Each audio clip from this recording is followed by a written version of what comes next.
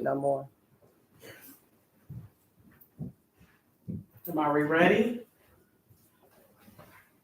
So we let everybody know we had some technical difficulties. So basically, listen, hey, everybody. You in the frame, boo? All right. Hey, everybody. Welcome back to another episode of Not For Everybody. And we just want to thank everybody for tuning in. And listen, if some of y'all on the other live stream that was on the other screen, come on this other screen, okay? That's all we're saying. Sorry, we had some technical difficulties, but we are back. And today we are talking everything trauma, grief, loss, and listen, the holidays, and like how are we gonna get through it? Like, and we want to talk about how, listen, some of our losses, some of our traumas, and just some of our experience. And listen, we want to leave you guys with like what we're doing to heal and how to get through the holidays. Because it's definitely one of those kind downward in our mood. So that's pretty much what we're talking about. And we really want to handle this topic with a lot of sensitivity because it is so important. And again, we created this space because we want you guys to have a space that you can come to where you can feel comfortable. We want to use this as a sounding board and just a space where everybody can come in and feel like they have a space to where they can be heard and they can just get a lot of things off their minds and off their chests. And this is what we created this for you. So we changed up our whole setup. Like we removed the alcohol. We're drinking tea and we're drinking water because we want to come to you with a clear mind. And we want to be present. It's important to be present in these moments. So we absolutely want to be present. And I know to kick it off as far as, and make sure y'all jump in the chat and just tell us and share with us about some of the loss and the grief that you guys are experiencing and how you guys are getting through the holidays. Because listen, it matters. And it can, listen, teach one, heal one. This is what we're doing this episode. And I know for me, for a long time, I hated the holidays. Like, I feel like I hated the holidays. I can do without it. I don't know. It was just something that I dreaded. After I lost my father we buried my father when I was 15. And I feel like he was like, I don't know, he was like Christmas. He was like the holidays. Like he cooked. I felt like a piece of me was gone. And I don't know, I just felt uninterested. And honestly, outside of being uninterested, I don't know, I had a level of guilt. Like, I don't know, I felt guilty. Like, how am I gonna have a good time? Or how am I gonna enjoy the holidays and he's not here? Like, I'm not sure how to describe it, but I know for me, like, there was an extreme level of guilt. And I do know for me, I know people always say like time heals. And I'm talking, my dad passed away in 1996. And for example, I recently got a job promotion and I was excited. And then it hit me out of the blue. And I'm like, what the, like, you know what I'm saying? It hit me out of the blue. Like, that's why I'm gonna run and come and tell. Yeah, exactly. Because my dad was a person. If you're from the north side, you know what I'm talking about. My dad lived on Howard. He lived on Marshfield. And listen, that brother, go get your report card, Toy. Go get this. Go get it. He had me walk back to the house and parade me around Howard Street. Show me your report card. You know what I'm saying? Like, and I felt like the person who like celebrated me most, the person who like was my hype man, like, you know what I'm saying, my cheerleader, like, it just, I don't know, it always feels weird. Like I said, I'm always excited about the wins, but then they quickly remind you of the losses. You know what I'm saying? Quickly remind you of the losses. It's almost like a pin in a balloon, like, damn. You know what I'm saying? Like, for lack of a better word, just like, okay. Like, and it takes me, like I said, and I don't want to be ungrateful. Like, you know what I'm saying? I'm grateful to God. Like, I'm grateful for, you know what I'm saying, all of my wins and things like that. But it just sucks when it's like the one person you like, you know what I'm saying? Like you want to share with, you want to go run and tell or whatever. I mean, even my wedding day, like I was just like, it was all fun until it came time when we started doing the planning. And then the person's like, okay, so who's going to walk you? And then it hit, you know what I'm saying? So it's like one of the happiest moments of times in your life, you're supposed to be happy. And it's like, You know what I'm saying? I think a lot is that you don't realize until you're going through grief is that you're going to grieve the memories, that you've had and the memories that are to come and, that you're not going to have. That's good. Yeah. Absolutely. That's totally good. I feel like that's what it is. Like you said, you're grieving in that moment. And like you said, and I think that's one thing I wasn't prepared for, because I think that people think, okay, once the funeral's over, once this is over, like if a lot of people like goes on. It is. That's for the people that's not directly dealing with it. Essentially, it does. It's like, yeah, we're sad in that moment, but then for the people who are really in the thick of it, it's life really do. It's like, yeah, it continue on because I'm continuing to live and to breathe, but your world does stop. It really does momentarily. And it's just like, no matter what it is that and what you believe and how you really feel and how you want to go on, it's like that piece of you, that part of you, that part stops right there. And it's like, especially around this time when everybody expects you to be so happy and everybody family is not, is either experiencing past loss or even it's something that's very fresh. And it's like, how do you navigate around, you know what I mean? Yeah. Around me, I am a person who claims to be the Grinch. I don't care. As soon as October is done and over with, not even done and over with, as soon as we're sliding out of October, I'm like, let me put on my hat already to know what it is. Everybody is celebrating family, and my family is not here. You know what I mean? It's just like a part of my family is not here. And it's like, I claim to the Grinch already. It's just like early on. And it's like, how do you still maneuver around people and just not, be bitter? Because I'll say that I'm still very much bitter. It's been 12 years, but I still am bitter. It's like, how do you not push on your bitterness to everybody else? It's still kind of especially if you have kids. Yeah. I feel like that's the caveat. So it's like, okay, I still have kids, or I still have this life. So how do I grieve and celebrate and do this and do that? It's like, it be so many different directions. It's because it's like, especially when you have kids, it's like, yeah, you have a spouse, you have a partner, and it's like, they're adults, they understand, but the kids don't really understand. You know what I mean? It's like, and then you still try to hold a sense of innocence for them as well. You still try to protect them from adulthood as much as they want to be grown. You still try to protect them from what we as adults, really experience. So it's like, how do you still celebrate? Again, it's been for 12 years. It's like, how do you still celebrate life and be happy for those it's like, how you say you are happy. It's just like, you're not happy. I'm not happy for you that you're happy, but at this moment I'm not happy, and I want to feel like this. Let me and how I'm feeling in this moment. How do you do that?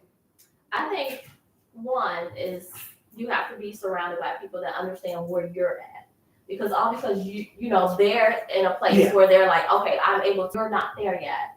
And I think you have to be around people that understand that. Yeah. So to embrace your emotions as well. Yeah. Because you're not there. Yeah. And there's no time frame to where you're gonna get there. That's true. Because some people will tell you real quick, like, girl, it's been 15, it's been 20, and it's just like, it was just yesterday for me. Yeah.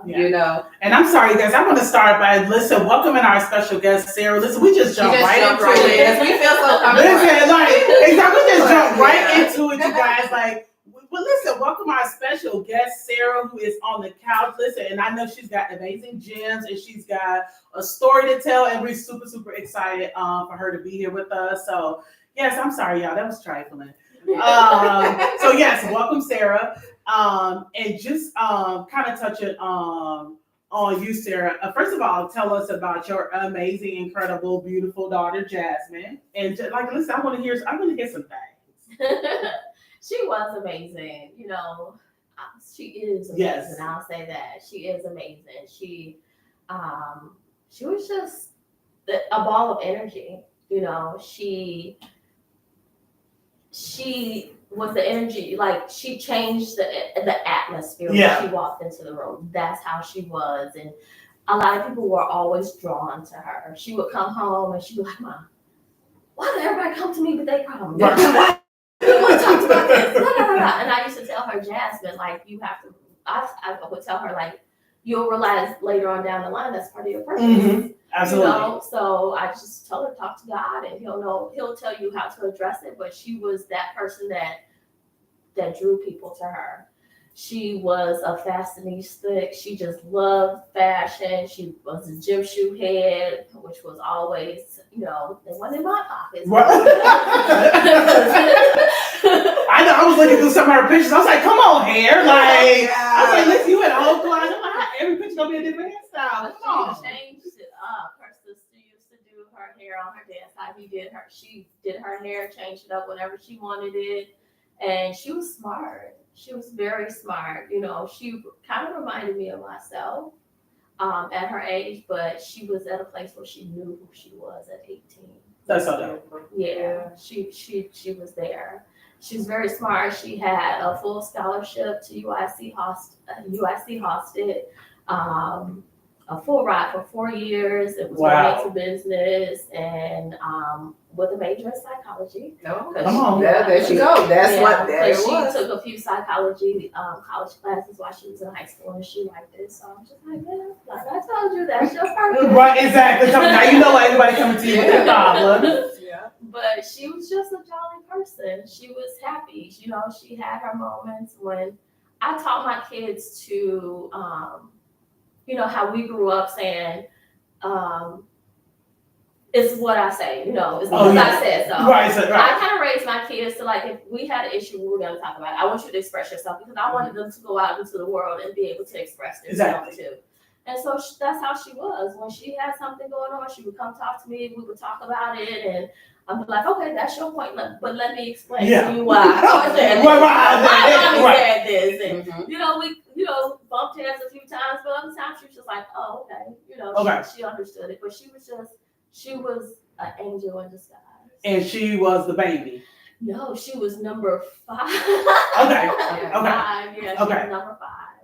And just for those who may not know who's tuning in, she passed away in June. Okay, in June. Yes, she was in a tragic car accident with a truck, and it was her and 4 or 5 other. So it was her and 4 other girls. All 4 of the girls are alive and well, thank God. But the hard part about going to the hospital, I'll go there, was when I arrived there, and I really thought that, like, how the man was coming to me, he was like showing me like, is this your child? Is this your child? And the man you're talking about, the doctor, or he was like the chaplain of the hospital. Oh, okay. Because the accident was so bad, like they didn't want to just give information to the wrong parent. Okay. And so I had to identify by a child by like what color hair she had in her hair, or what she had on, like a tattoo or a ring. And she had on a certain ring, which I wear daily now. But I thought I was gonna be like going to the morgue to identify my body the way they was coming off. But I thank God that she that wasn't the case. She was in the hospital for a week. With the accident, she ended up with 2 collapsed lungs, a broken pelvis. She had crushed both her carotid arteries, which caused her to have bilateral strokes. Okay. And ultimately, the strokes is what caused her to pass away. Because most people, when they have a stroke, they have it on one side. Okay. She had it on both sides. And we've never seen where it was a stroke on both sides. She crushed both her carotid arteries, which is your main artery. And so that's her story of being in the hospital. But all the girls went through something, but she took the brunt of the impact. I remember getting that call that day, and I was up at around 3:30, 4 o'clock, because I rise early and I get in my morning worship, and I was praying, reading my scripture, and I got that call, and all I can remember is them saying that Jasmine took the brunt of the hit. And I'm just like, where is my Yeah. baby? Just tell me where my baby is. And they sent me the address, and I was so shaken, like I'm getting dressed, Yeah. and just like, I just couldn't focus. Like I couldn't even drive. I ended up having to call an Uber to take me out to the hospital to wake my daughter up, because I was stuck. Yeah. I was stuck. I just, I didn't know, but she fought. She did, and even she had to be rushed into surgery because they thought she had internal bleeding, and she didn't. It was her arteries that were messed up, and she was sedated most of the time when she was there. When she came out of surgery, she started to come out of sedation. Okay. And because she was breathing over the breathing machine, they had to put her back into sedation because both her lungs were crushed, and they didn't want her to have to do most of the work. Okay. Because that was beneficial for her. But that was the only time where I really felt like she was there. Because it was at that time when I was there, and I was like, Jasmine's mommy's here. And that's when she squeezed my hand. Yeah.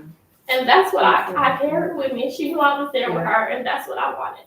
Yeah. I knew that she was there. She knew that I was there with her. But even in being in the hospital, because I got a big family, and my kids are really close. They're really close. Okay. And so I went in the room with her, and they just stood around her, and they were playing whatever game they used to play, and they'd be like, I guess they used to do these beats. Right. Somebody around. So I wasn't aware of it, but they was doing some beats. Right. Yeah. And so they were doing that, and she started crying. Oh, so she knew you guys were there. She knew we were there. She knew you were there. She knew we were there.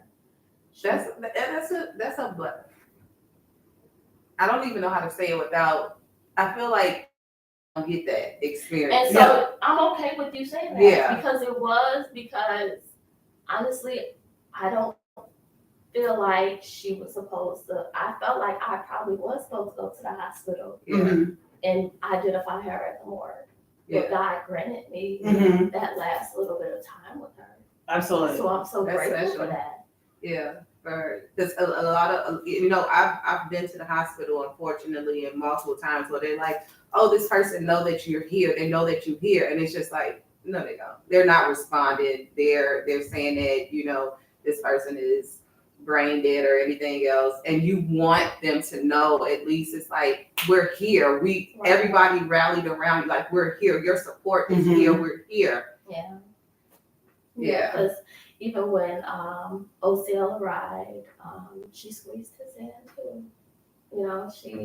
She was there for a moment, but it was a lot of battling of the doctors checking for if she was brain dead, because with the strokes, when you have a stroke, the brain cells that were affected by a stroke start to die.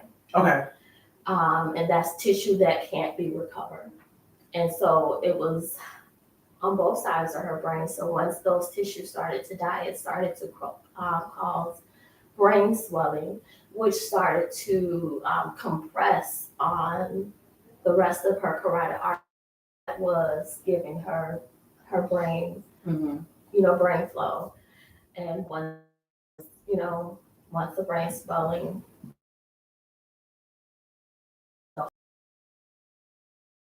oxygen, then because I have a medical background. I know you can tell.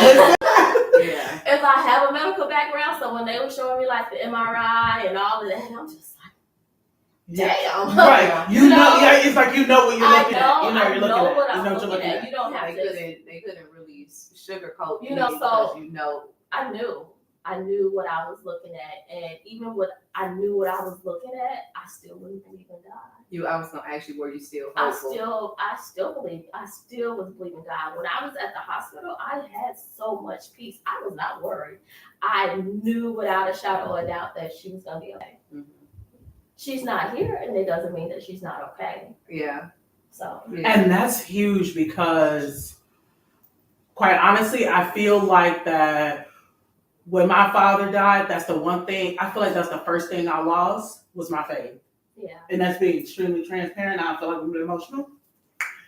Because I felt like, okay, What I tell oh my God, my dad's been on drugs all these years. He's been drinking all these years. And it's like, damn, you took him when he was clean? Like, you know what I'm saying? And I felt so cheated. Mm-hmm. I felt like, you know, it sounds probably crazy. I felt like, okay, I could have dealt with this better or accepted it better if it would have been, oh, okay, it was some drunken thing or it was some drug thing. And it's like, okay, my dad was sober at that time for, I want to say about a solid 3 or 4 years. And I mean, he was diligent. It's like he was making up for, you know what I'm saying, whatever he felt like he lost. Like, I mean, coming to get us every weekend. I mean, this man will park his car, wait for us to come out from getting our hair done, come in and pay the lady. Like, you know what I'm saying? Like, he just was doing everything. And it's like, and then not only he died when he was like, okay, he's sober. It's like he was on his way to work. Right. You know what I'm saying? And I couldn't make sense of it. Like, God, like, okay, like you took my purse. I felt like he took my purse and like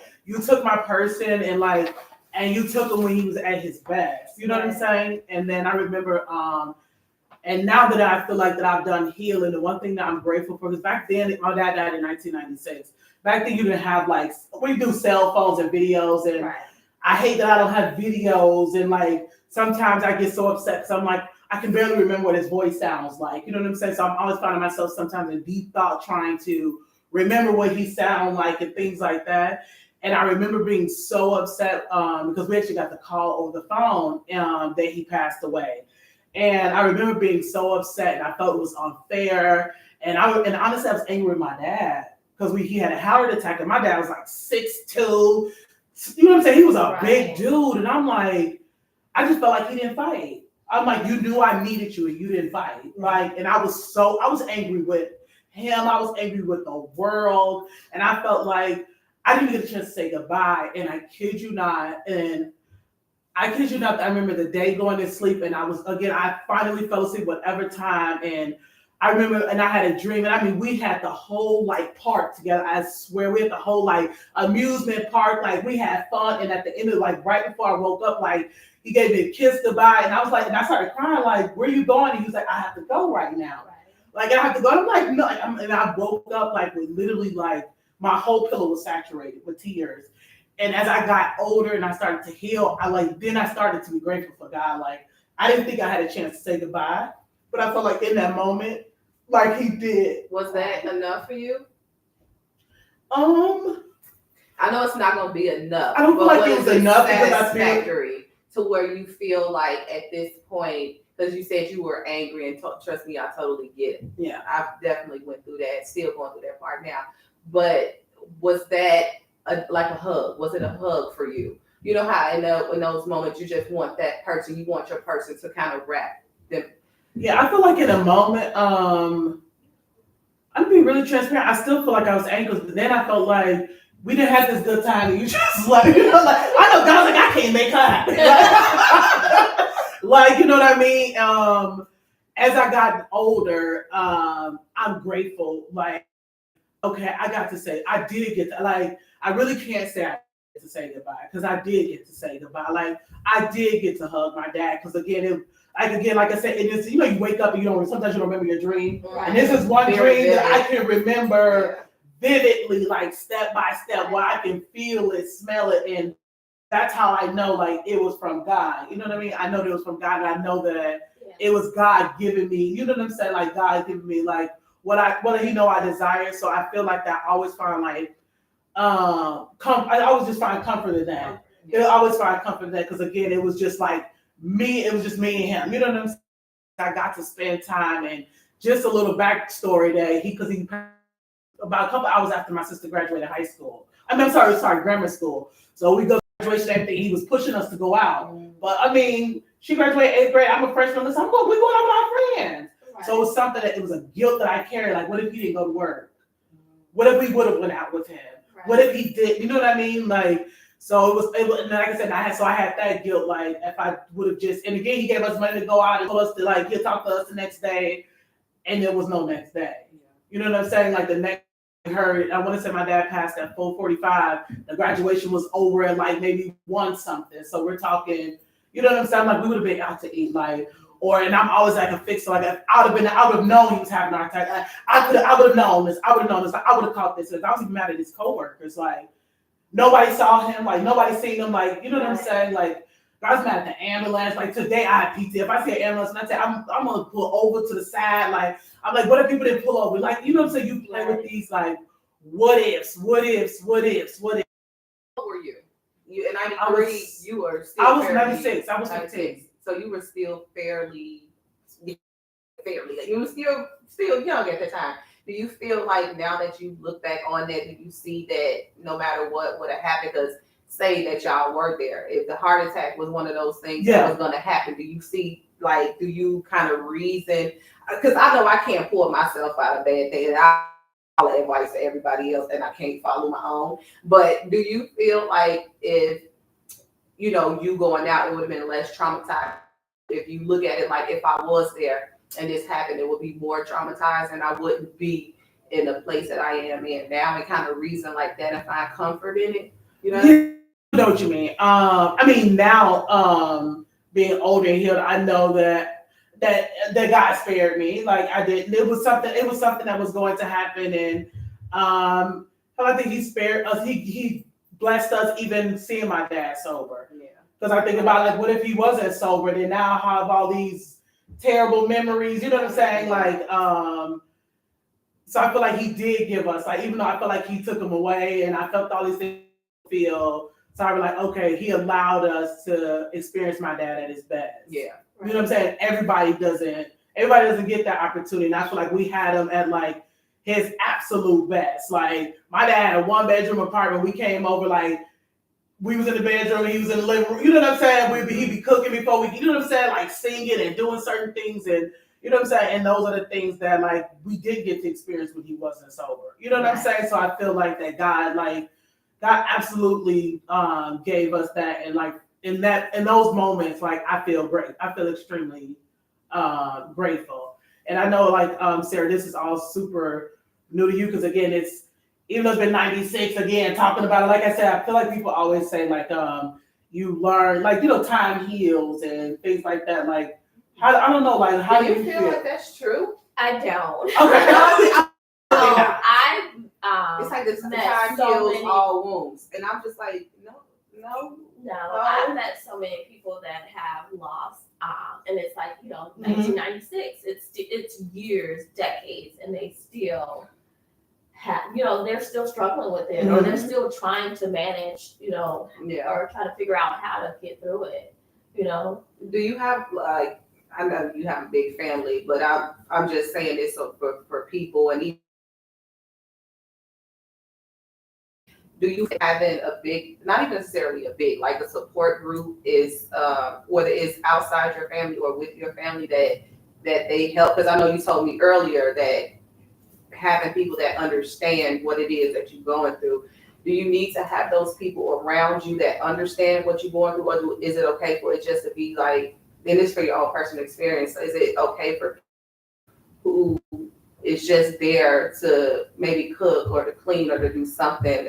Like what's helpful? What's helpful for you? I think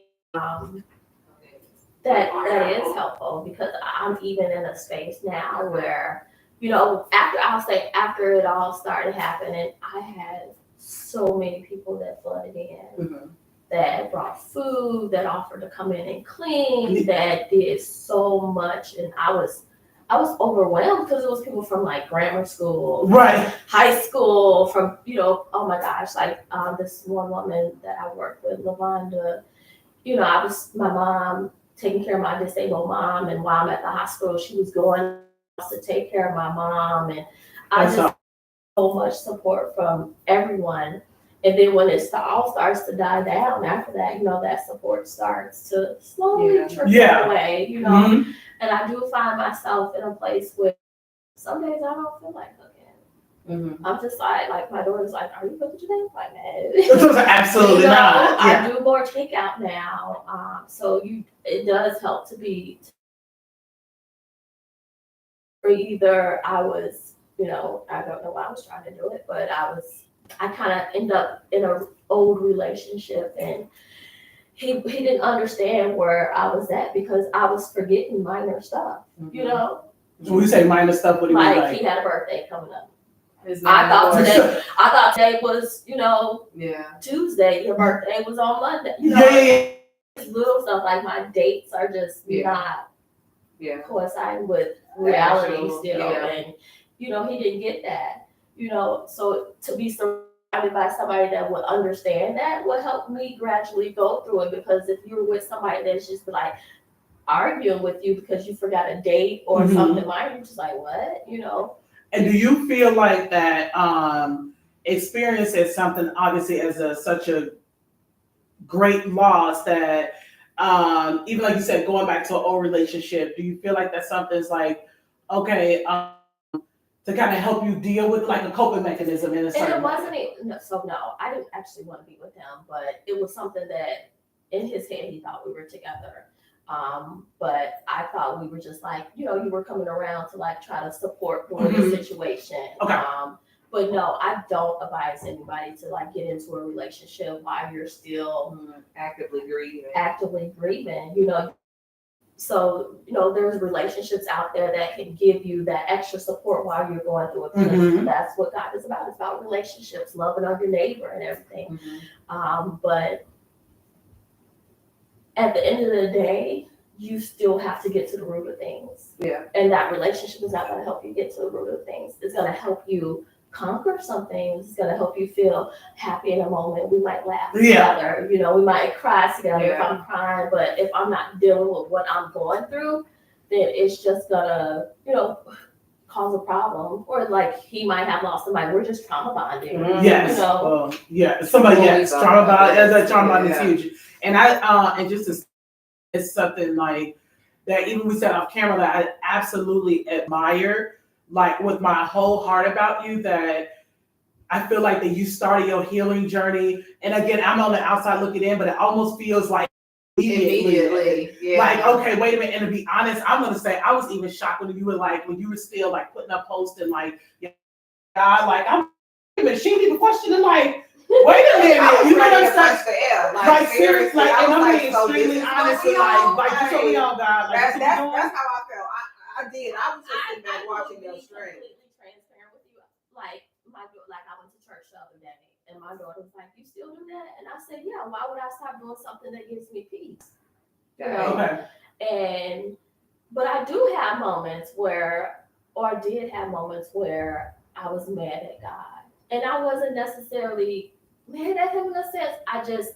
I feel like in a relationship we communicate. Right. If I'm asking you questions, Right. and I didn't answer, then Like, what are we doing here? response? Yeah. You want me to come to you about certain stuff, and I come to you about it. I want to know. Like with the loss of her, I told God, I was just like, I know I can recover from this. Yes. But I was thinking about my kids. I just kept, during the time she was in the hospital, I'm like, I need you to show up for them. Because this kid, like, if you show up for them during this and like heal her and bring her back, it's gonna show them who you really are. You know. But hey, he wants to show them in a different way. But how do you navigate that as a mom? Because I know as a mom, I can be like, okay, you know what? Let me make sure the kids are okay. I'll worry about me later. Like, you know what I'm saying? How do you actively heal and like kind of, I guess, be present for the kids? I schedule time. Okay. To actually deal with what I'm going through. Because it was times where, I think I shared with y'all earlier, where I went to like a grief class and they were saying to not like hold your tears, because that's what I was doing. Oh yeah. Like everybody was like, "You're so strong." No. Yeah. If you only knew, right? Like I'm really just and I think it's probably because of some trauma I went through before. I don't want others to see me cry. Oh yeah. So I held it in. I cried in my own space, you know, because I didn't want to put that on my kids. But then when I went to that grief class, and it was just like, no, let it out in that moment where it's there. And Do you think they understand? Like, Oh, completely. does it show them like? Yeah, I think because they need to see that too. Because They do. it lets That's them know, important. like, Yep. this is a space where I can release as well. You know, because I was angry, but I'm also a thinker as well. So like I was so angry and I was crying and I wanted to flip my living room table over. Then I was like in the midst of me grabbing it, she's like, "But you need this." Right. Right. Tell me something. So you want to replace that, right?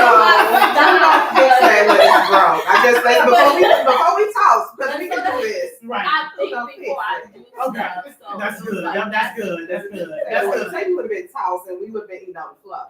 Yeah, no, that's good. That's totally good. And I think that that's important too for people to know. Like, first of all, I feel like it's important to obviously grieve, and I think it's also important to, especially for the moms and the dads and anybody who's like for your kids to see that. Because I feel like for so long, like my kids thought I had like superpowers and like this cape on, like, and now I'm at a healthy space. So I can be like, listen. I think that we were trained to do it. Absolutely. I don't ever remember ever seeing my grandmother cry, and I thought that she was Superwoman. Yeah. Yeah. And I did the same thing to my kids. I was like, I'm not crying. I'm go to the bathroom. Yeah. I get up and move out, and I go out the way because it's like, no, you can't show. or they go to sleep. I was just gonna say that, and now they're sleeping. Yeah. I remember even when I grieved my dad. Like, I mean, I would literally be in the closet. Yeah. Like literally crying. And I remember like having a pillow, And, like yeah. someone covering, like, you know what I'm saying, like bawling, crying. It's like they need to see that, and they need to know it's okay. It is. It's like, okay, this is what happens. This is the and my kids always be like, what part of grief, what step of grief are you on? And I just be like, what? I'm like, how are y'all? You know, how are y'all? Because we think that they're kids and we want to shield them from everything. And then I'm like, who comes to me and asks me what step of grief am I on? Like, oh, so they know what it is. So why not be open with the kids so that they can see and understand? And then if I know that you're hurting and I know that something is going on, then we can come and talk about it like you said you did with your daughter. And y'all talked and y'all, it's like, let me tell you my point and they tell you your point. It's like, if they see us in these emotional states, then they can understand more. It's like, okay, I know that around a certain time, mom is going to feel a certain way. So let's do something collectively. Like in your situation, the kids, let's be clear, like it's all like, for me, it's a little different. Like my father passed and my kids, unfortunately, get to, they didn't know their grandfather. So I feel like that they can be in a more supportive role versus your kid, you know what I'm saying? That was your kid, that's the kid's sister, that is your kid's sister. So you know what I'm saying? Like they grew up together, they had a relationship together, they have a bond. So it's like, do you feel like either they're comfortable coming to you because they know obviously mom is devastated, so man, we can't bother mom, or do they feel like, okay, no, we can? Oh no, they're comfortable. Even this morning, my daughter Jessica, she woke up and she was just like, "I'm just going crying." And she climbed in the bed with me, and I just held her. Yeah. And I I'm just like, I don't really have the words. I'm just like, express how you feel. Why do you feel like crying? Mm-hmm. She's just like, I don't know. And we just lay there in Yeah. that moment. But that's one thing that I did even before Jasmine passed away, is I used to climb in the bed with my kids. Okay. I was like, I'm gonna give you a kiss. I'm gonna climb in the bed with you. I'm gonna hug you and be in your business. What you doing? Right. Who was that? Right. Exactly. And so now I think that gave them that space to even come into my space and climb in the bed with me and express their feelings and stuff. So I want to be that safe space for them, and I think that's why I started my process sooner. I knew I had to face this because I'm a mother of 6 right now. Right. Yes, 7, but 6 alive. Yeah. I have to be available for them. Yeah. I have to be available, emotionally available for them. That's I huge. have to fast things so that I can support them on their sports, whatever journey they're going on in life. And I'm a grandmother as well. I want to be there for my grandkids. And so I don't have time to like not deal with something, and dealing with something is for my good as well. Yeah. So I can't be down and out, and not dealing with something is I don't know. It's like, I'm not gonna say it's a cop out, but it's just not your way of doing it for you, for sure. And I think the dope thing about it is that not only are you healing, but also like the kid, you're promoting and showing the kid, you know what I'm saying? You've been that example. Because again, we're talking 1990. I don't feel like I had that example. You know what I'm saying? Like I didn't know what grief counseling was or therapy or, you know what I'm saying? Certain things like, you know, you deal with it and life goes on kind of a thing. You know what I'm saying? Kind of a thing. And I feel like that, again, I just feel like that is extremely healthy. Like I said, I just admire it on every level. Because again, like I even shared off camera, like I recently, again, because me and for the last 3 years, me and my kids, and we celebrate my dad. Listen, we're going to clean up that headstone. We put balloons out there. We buying a cake. Like, listen, like we go full out now. And I feel like for the last 3 years, like, and honestly, I feel like I've had more, and which I'm grateful to God, I've had more days of celebrating than mourning. You know what I'm saying? I feel like I'm grateful to cross that threshold where it's like now I can sit and laugh, and I couldn't even look at pictures. I couldn't listen. Don't listen to Luther Vandross. Anything was his thing. I don't want no parts of it. Voice of Man will not get played in my house. I can't. It just won't, because it's instant tears, and I'm still trying to work past that. And I know we talked about this off camera a little bit, and I'm glad you brought it back up as far as like celebrating. Me, I said it was 12 years. I still would not hang pictures, none of that. So do you find for you that it's healthy for you to see reminders, or do you shy away from those? I know we talked about it briefly. I have mixed emotions about that. As I shared earlier, I did hang up some photos, like director, she like printed out some photos for me. And so I hung them up on the wall. In some moments I'm just like, you know, I don't even want to look at it because where I'm at emotionally at that moment. But other times I just glance at her and smile, you know. But the other day on my armoire, there's like, let's see, like a photo booth photo there of Jasmine, Jessica, and Carissa. And I'm up in the morning getting ready, and I wasn't even paying attention to that picture, and I looked at it, and I just started crying. I was like, who did this to me? Right. Who put this here?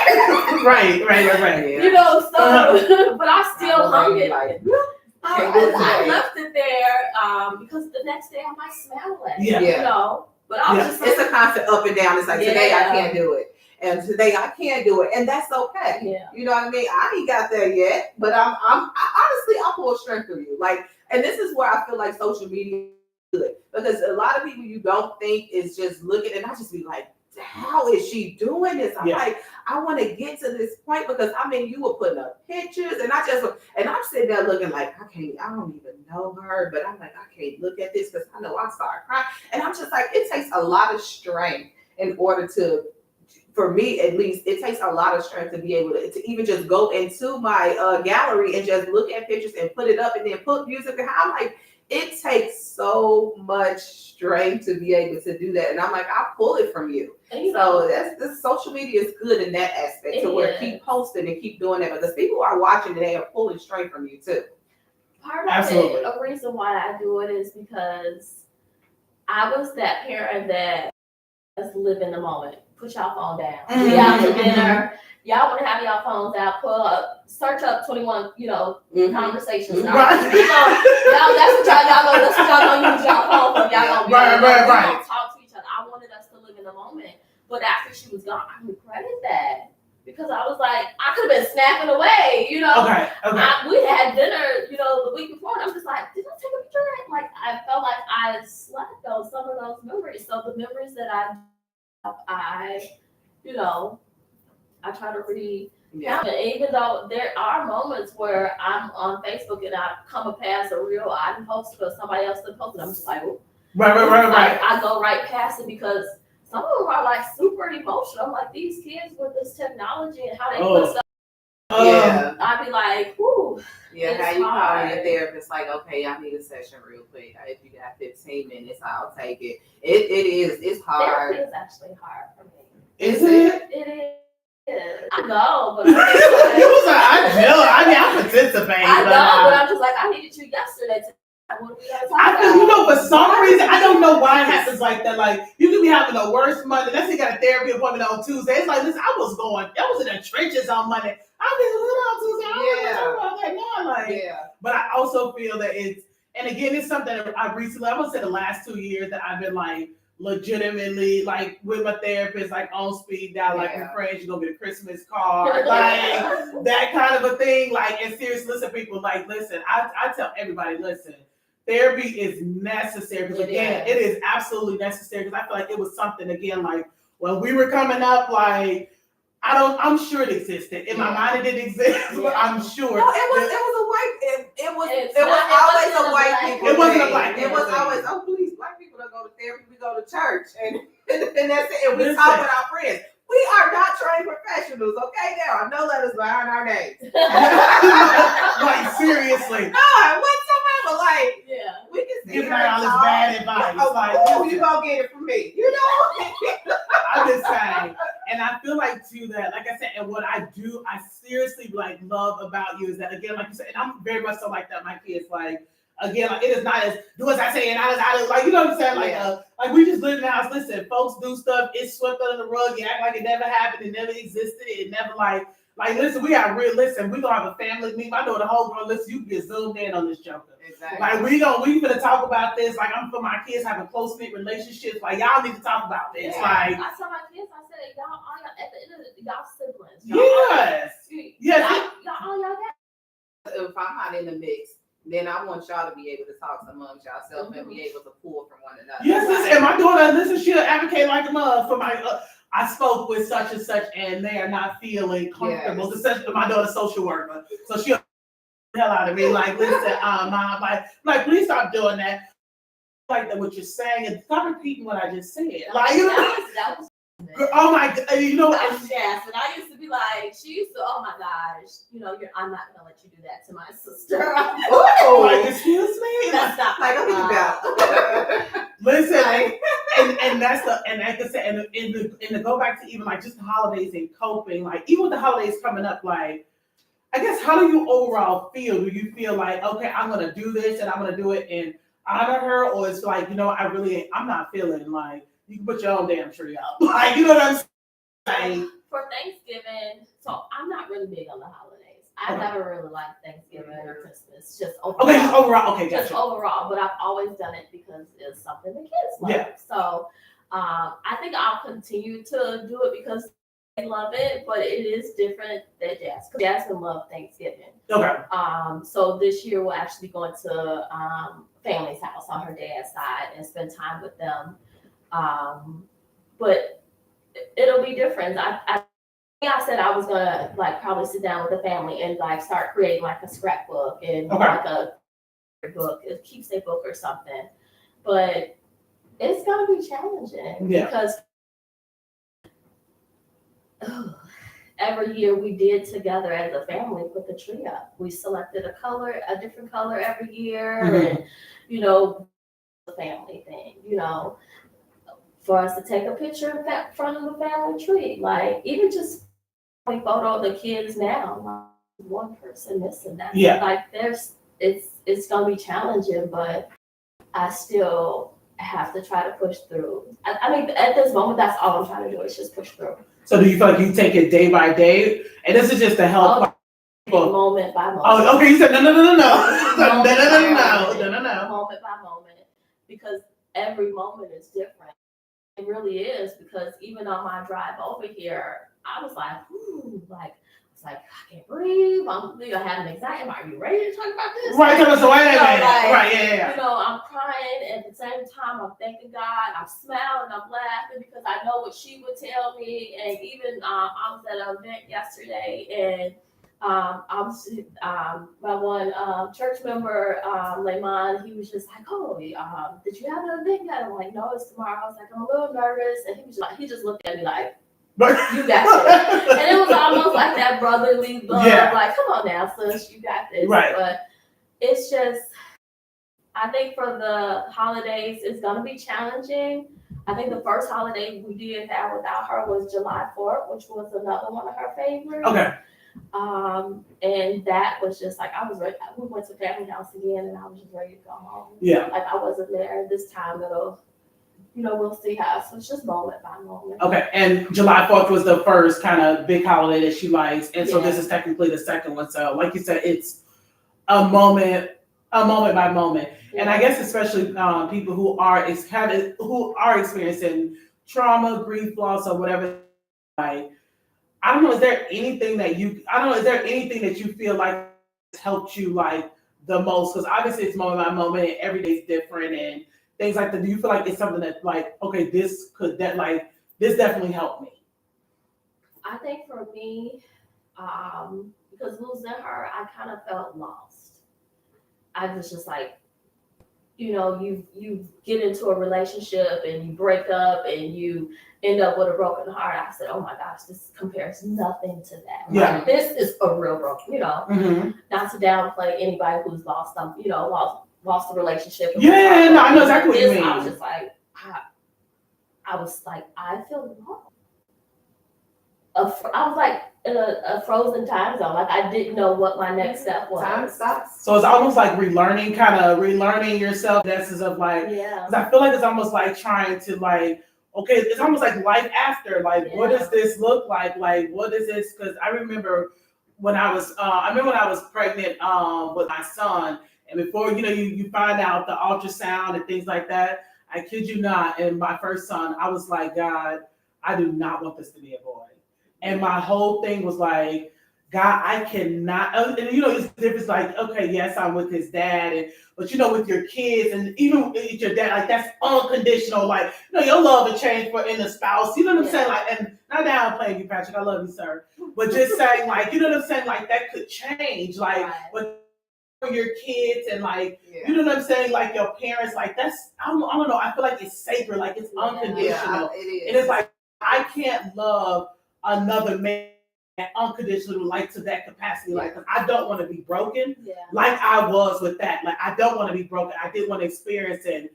And again, and God's so dope that again gave me exactly what I didn't ask. That's why I asked him not to do.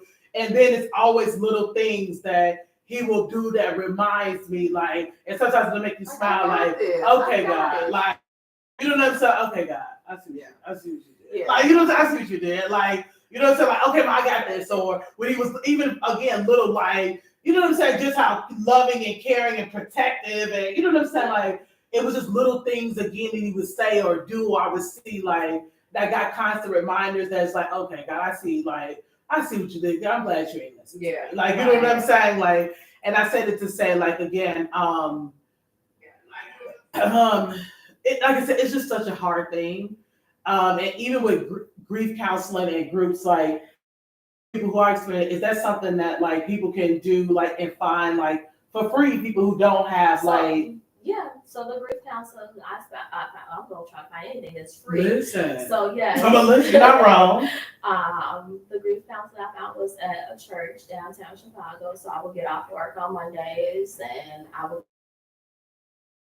other people, and we worked through our workbook and then shared how we were feeling. And I think during that time was even hard for me because it was that time where she's supposed to go off to college, and that was hard. I'm just like, everybody's going off to college.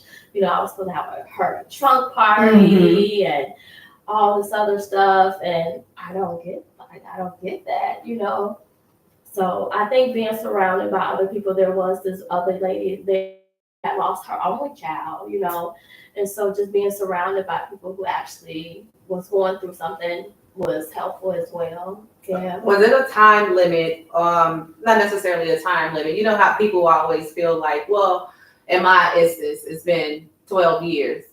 Is it like, do you have people that's in the group that just like, it's been this long, not took me this long, but I just, finally decided to come to grief counseling at this stage in my grief? It's been 12 years, it's been 15, 20 years or anything, or even 3 years. Do you find those type of people in counseling sessions as well? Yeah. Okay, so at any point in time, a person is it's never too late to go. You can go. That's why I wanted, I wanted to ask that It's question, because some never people feel like, oh, I've passed this window. I should be okay. I should be healed. I should be fine. But it's like, you're still grieving. Still grieving. There's no window. If you have to say like, "Oh, I passed that window," then no, you still need to stop. That is your indicator. That is number one indicator. Like, you need to be you're so. You're running from it still. Like, but to be surrounded by those other people, it helps you think about stuff that, oh my gosh, I'm gonna have to go through that. Mm-hmm. Like, how do I cope with that? So they show you know, you hear their stories, and you're like, okay, so this. Maybe if I try that way, it'll help me navigate through it because I'm gonna have to experience that too. Because it was this one guy there. He was actually lost his wife, and it was years that she was already gone, but he was like with another woman. They were happy, but he would zone out one moment and think about his wife, and she felt like he was still in love with her. And I was just like, you don't lose those memories. No. It could be something that triggered that memory and bring it up, and it doesn't mean that I don't love you. I'm still in love with you, who I was with, but no, that memory is not gonna go away. It's hard. And I think that's what people don't. And like I said, again, we're talking 20 plus years, and like I was literally on my balcony bawling, crying, like, wait a minute, you know what I'm saying? Because I feel like, again, it's not that I'm not healed. It's like you said, those memories are still there. They're fresh. And it feels like yesterday. You know what I'm saying? It feels like yesterday. It feels like, but I will say that to people who are grieving that, I feel like that you will have more celebratory moments. You know what I'm saying? Like mourning moments. And again, like I said, June was hard. He passed in June. His birthday's June. Father's Day, June. June, I was out.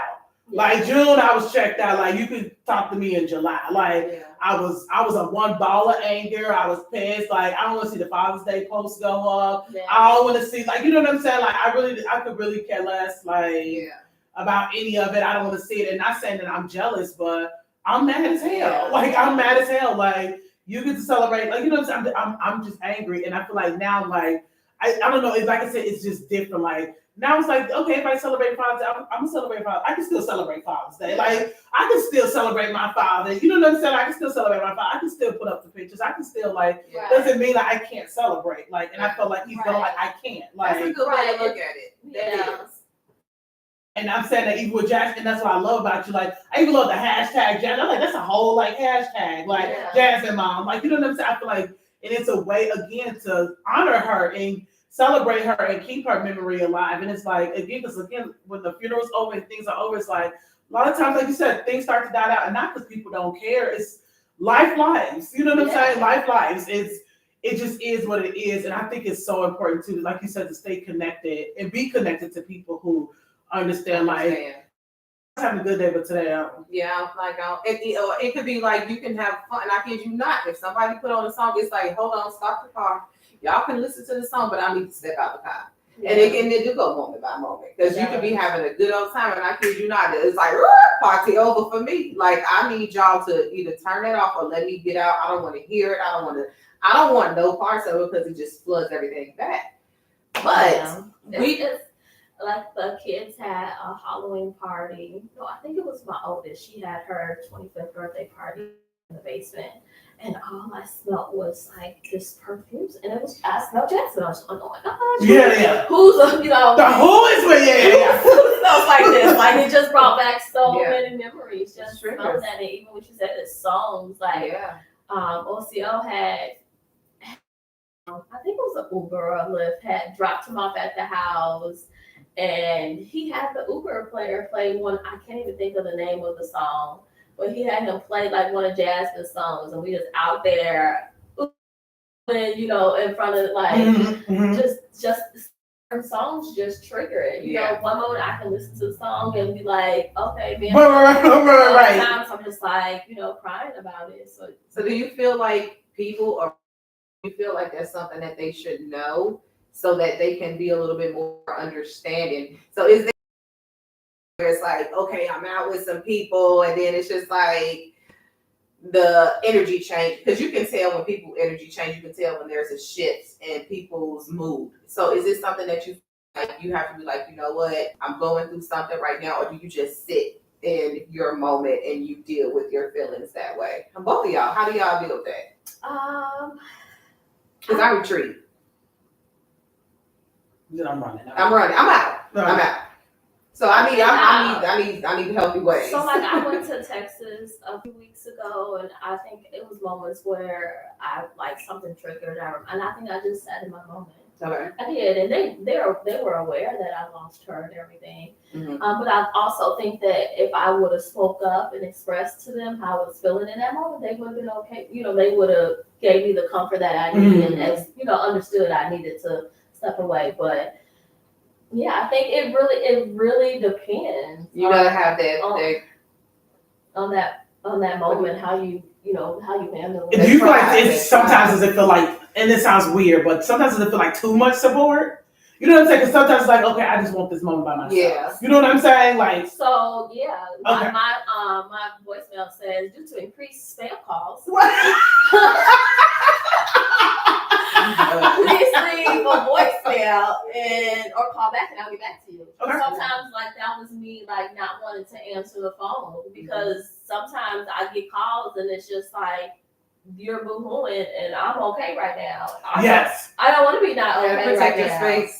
Yeah, you said I don't want to. Yeah, I said I don't want to cry right now. Yeah. I don't I don't want to cry right now. And people have to respect that. We got to talk about that too. People respecting boundaries and space like that. I think that's and sometimes people important. just genuinely think they're being helped. You know what I'm saying? Like, and sometimes not everybody, but sometimes I don't even think it's malicious. It's like, but sometimes it's like, okay, this is like I need a moment. Like I need a moment to myself. Like I love that you love me, but like I just need to be with me. Because I feel good right now and I want to live in this moment. Yeah. And people got to understand that that's okay. Like you have to be okay with people needing their moments and needing their space to where they can just be in their space and they are sad for the moment or they're happy and they don't want to deal with sadness at the moment. Yeah. So we did get one person in here from Carol. She said, "You're strong, Sarah, one day at a time."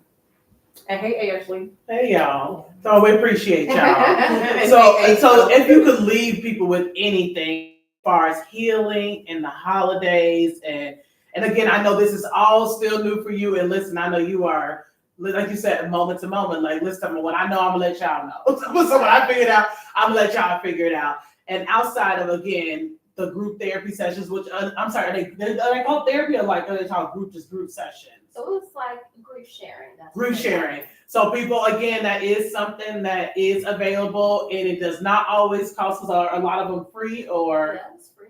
I paid for the workbook, which was like $5. And that was it. So $5 and listen, get you some sessions is what we're saying. So it's totally available. And if there's anything else that if you could leave people with, what would it be? I know for me, it would be, I would say heal. And I would say, if I could do anything differently, I would feel like I would heal sooner. Okay. I feel like I would heal sooner and I wouldn't run. So I would leave people with, listen, heal however that looks. And sometimes we don't always know what that looks like. Because we was out here, we're like, you already need to heal. Like, okay, well, I don't know what that looks like. Like, what's that mean? Like, you know what I'm saying? Because again, at 42, I sometimes I don't know always what that looks like. I just tell people to heal whatever that looks like for you. And listen, don't use coping mechanisms. I feel like that. What do you mean by coping mechanisms? No, I use vices like, listen, whether it was alcohol, it was at a time smoking, it was at a time doing different things like just like to kind of numb myself, like to check out and like, you know what I'm saying? Like and that's what I do. Like it's okay to feel. It's okay to feel. It's okay to be present, and it's just okay to be present. Like I would definitely tell people to be present and be okay with like sitting in like how you feel, because sometimes we don't want to cry or we don't want to do this. It's like at some point you're gonna get back there anyway. Yeah, right. You're gonna get back there anyway. So like let's get that sooner than later, people. Is what I'm saying. Don't do like your girl. It takes 20 years now, okay? So what I'm saying is like heal and listen and find your people. Okay, for you, Sarah? For me, I would say that if you have a connection with God, don't run from it. Even if you don't understand it in that moment, still don't run from it. Because I was in a space where I could be, my worship did change, I would listen to it was saying, God, you are good, and I would change to something. Right. Right. I didn't know, but I still, every day, I still listen to something. I still try to push through it. Just keep going. try to remember what made you happy, what brought you that peace, and just know that you have to face those feelings. Don't try to hide from it, because those feelings, those emotions are what is key to allowing you to take the next step to face what is hard. So be willing to face this and know that that is what's going to get you to the next step. That's because everybody's grief is different. We've all three of us sit here and we are dealing with and are handling it completely different, because it's different for everybody. So know that your journey is not going to be like the next person, but it's so key to face your feelings. Face your feelings in that moment, even if you have to step away. Take time for yourself to address that feelings. Take a note. Like today at 5:00, this is what triggered me, and go back later when you have time. Schedule some time with yourself to deal with why was I feeling that way? How do I help myself get over this the next time I face that? So I would just say, just deal with it. Be willing to sit in that emotion. And I just want to ask you too, because I heard you say it like twice. When you say like you schedule time just for everybody, because I actually want to know for my own personal self too. When you say you schedule time, do you mean like you physically like say at this time on a Tuesday, do not disturb, I'm going to do this? Yeah. That's good. That's really, really good. That's really, really good. I have a do not disturb sign on the door when I'm home, and I let the kids know, like, hey, I'm busy. I take that time to deal with what I'm dealing with, especially because our weeks get so, our days get so busy and work and just everything else that life has, you're facing in life. And so sometimes you have to schedule that. Okay, let me go back and deal with what I was dealing with, and that's why I say take notes, because that true natural emotion is not still going to be there, right? Because you might be at a happy day, you can laugh and everything, but you say, okay, so I took notes and say, I was dealing with, I was angry, because such and such said this and that. So you go back and say, okay, how do I handle this in a better way? It's about setting boundaries as well, and boundaries are so important. That's true. I love that. Yeah. And it's something that I'm going to do. Because I was like, okay, let me ask her now, because I ain't going to remember. So actually scheduling time for yourself, I totally love that. And it sounds like the two journaling. And that's something I always say I want to do, but then I get I just don't do it. So I feel like I want to be diligent. And don't like journaling because they're like, oh, I don't want somebody to read this. Rip it up if you want to. Rip it up and burn. Right? Let it out and then rip it up and toss it away, burn it, put it on the grill. Right. So go gadget it, whatever you need to do. Get it on a piece of paper. Get it out. Get it out. Get it out. Okay, I love that. For me, I think I would say, I don't know. I ain't even gonna lie. I'm still bitter. I don't have nothing profound to say. Go to therapy. I ain't gonna lie. That's just me. I'm dealing with my stuff separately, how everybody else is dealing with theirs. For me, therapy has worked, and I found that having a tribe, like Sarah said earlier, having a tribe of people that really understand, and necessarily even the tribe could be 1 or 2 people. It don't have to be a whole group of people. Yeah, absolutely. Everybody don't need to know your business. Everybody don't need to know how you feel or doing anything else. Just having those people. And for me, I always feel like the therapist is the person that go to that I can tell whatever it is that I want to tell without feeling like people are judging me. A therapist, and having a tribe of people that understand to where if you need to be like, you know what, I just need somebody to sit with me. I just need somebody to just be in this space with me so I can feel protected while on leash. And I think even for where you're at, like you say, oh, I'm bitter. Girl, that's okay. Right. It's okay. Right. And you have to be okay with where you're at, because you're not always gonna be there. I do it all the time. Sometimes exactly. Right. So you have to be okay where you're at, not feel like you're judged or you feel like you gotta be somewhere faster where you're at. No, we are not in a race during this time. You could be here, I'm here. We're all in different places. So be comfortable where you're at as long as you are trying to progress forward. Yeah, that's what's important. And that's really good. Yeah. I think a lot of, especially with social media, we get caught up on everybody else's journey and pace. And thinking that we have to align. Exactly. Okay, I should be further. Yeah. Like this person lost this and they vacationing already in the Bahamas. Like, listen, if I just want to sit in the dark room today, like, you know what I'm saying? Like, that's okay. Like, you know what I'm saying? Like, being okay. Like, especially again, like, we just live in a time where, again, everything is, whether it's on the internet or whatever it is, like, when we tend to compare. And it's like, and I think what Sarah said is great. Like, listen, like, be okay with where you're at. Like, and it's not a race. Like, you could be on vacation and you could have just had a nice little massage and everything else. And then you got a trigger, and now you in the corner crying somewhere. Mm-hmm. And so everybody moves at different paces. You can't compare your journey to the next person's journey either, because some people may know how to maneuver through life, and they have those skills, and they have all of this stuff already that's generations that been taught. And we are just learning these skills. So we feeling how we feel now because we're going through it at our pace. So your journey is not my journey, and vice versa. Right. You know. No, I agree. Yeah. And I want to say what I did take. I'm really excited about scheduling this time for myself. Yeah. So, I am very excited. I'm very excited about it. I'm very excited. I tell them, and the kids are very respectful. They understand, like, okay, mom needs a moment. And then and my kids be like, okay, mom needs a moment again.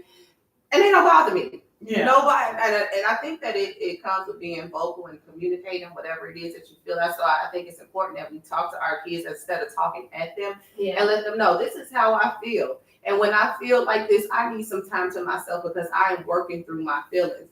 And if you need some time to yourself for you to work through your feelings, then I'll give you that space too at any time and point that you need. Yeah, for sure. And so I think they understand it. They'll definitely gladly give you. As long as you don't cut the Wi-Fi off, the kids ain't bother you. And this in closing, is there anything that you feel like that you're gonna start to incorporate or do differently as far as whether it's like for the holidays, like in celebration of jazz, and like is there anything different that you feel like or that you're gonna do to incorporate it and make sure like, okay, listen, my baby involved in this way, whether it's a picture or ornament, or whatever that looks like. Have you decided, or have you given it any thought? I haven't decided yet, but I was that one person, like when somebody would have this extravagant party for somebody that passed. So I'd be like, why are they spending all that money on? I used to be, I get and it. Now I'm like, for her birthday, it's an all pink party.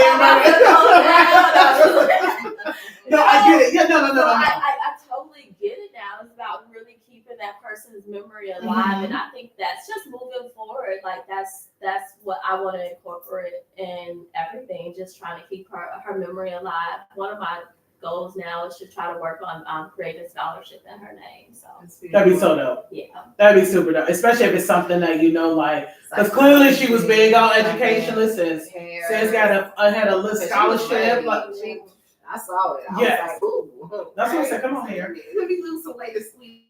Yes. So no, I think that would be amazing. And I think it'll be something too. Like I said, even if you haven't decided to do it for the holidays, to even start thinking about, like, I feel like that was one thing that brought me, like, I don't know, some kind of piece of joy, like just knowing like my dad's incorporated in some way, some facet, like this is what this looks like. And like I said, everybody's different, but I'd be interested to see what you guys come up with. I'm excited about it. Yeah. I'm totally excited. And like I said, be encouraged, everybody, around this holiday season time. And listen, if it ain't happy holidays for you, then that's okay too. It's just happy day. You're right. Listen, it's okay. I met this one guy. I was like, "Good morning." I was like, "How are you?" This morning, used to people saying, "It's great." He was like, "Not good." I didn't even know what to say after that. I was like, because you so used to people saying like, "Oh, it's wonderful." You said, "Not good." I was like, and I for some reason I was so excited. I was like, "Ooh, it's okay to say that." So though it's okay to say you're not having, I'm saying that to say it is okay to say you are not having a good day. Listen, that they ask you, tell them, I am a good day. You asked. Yeah. That's all I'm saying. And then it helps that person to know how to navigate around you as well.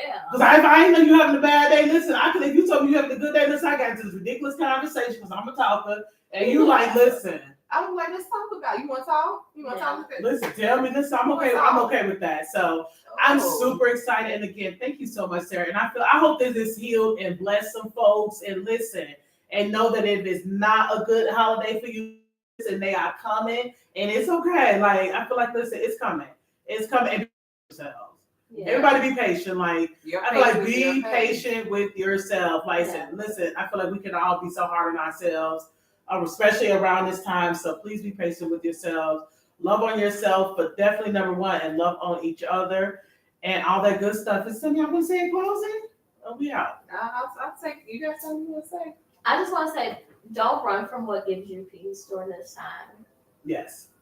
And find what gives you peace. Yes.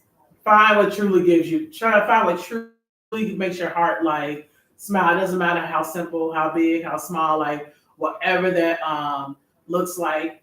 And I feel like, again, not having that expectation is the last thing, you guys. Like I said, I grew up thinking like, okay, time heals. You know, I'm gonna not deal with this because in 10 years I'll be over this. Like, and just know that it doesn't. And I feel like that you don't get over it, but I do feel like you learn how to cope. Yeah. And you learn how to live without that person, and you just learn. You just learn. Life is a learning phase. Yes. Yeah. And it's okay to sit in your Grinch moment.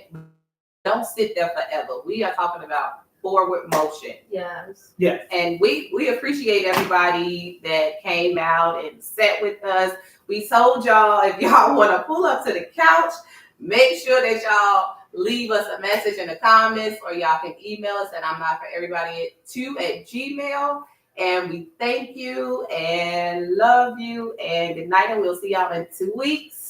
Thank you, and thank you, Sarah, for coming Thank on. you, Sarah. And I just hope this healed and helped and all that good stuff. And if you guys got some ideas and tips and stuff for other people, the way you may be healing, please drop it in the comments. Because listen, let's all like work on healing each other and helping each other. And we just want to say we love you and peace. Good night. Good night. Listen, boop, boop, boop, boop, boop. They like, dang, this lady all in the camera. Thank you so much, Sarah. I feel like that was good. Listen, I wasn't even. This is gonna be thinking I ain't gonna cry and shed no tear. I'm gonna be a gangster. Girl, Then that don't happen. That don't happen. Listen, That don't happen. I'm over here pinching myself. I am so proud of myself for not crying, because I'm telling y'all, I was digging in my skin. Once I start this over with, I ain't never moved around this much. I felt like I was doing some type of drugs. I'm like, I told y'all, I will skirt all around. I'm not gonna. You know what? And see, you I'm not afraid of dry things, so I don't know if you make sure. I don't know if you like chicken or beef. At least like you, so you don't have to cook. I know you already said you ain't cooking. So you want to cook some. You want chicken or beef one? It's like chicken's fine. Yeah. Let's say so you don't have to. Because you have to cook for the kids when you get home, or none of that. Oh no. You said no.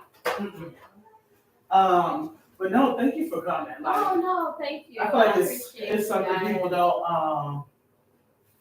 Oh my God, Brian said our live is still on YouTube. He did it. Oh my goodness.